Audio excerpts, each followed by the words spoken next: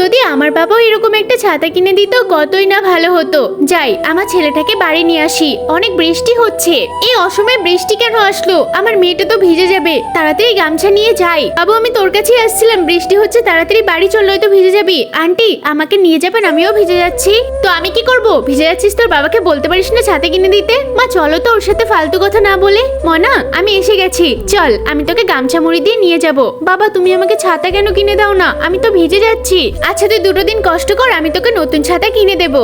এই, তোর ছাতাটা ছিঁড়ে গেছে, এটা ফেলে দে। আর এই যে তোর নতুন ছাতা, এটা নিয়ে তুই প্রত্যেকদিন স্কুলে যাবি। আরে ওরা তো এই ছাতাটা ফেলে দিল। এই ছাতাটা অল্প একটু সেলাই করে নিলেই তো তুই ব্যবহার করতে পারবি। চল, আজকে এই ছাতাটাই তোকে সেলাই করে দেব।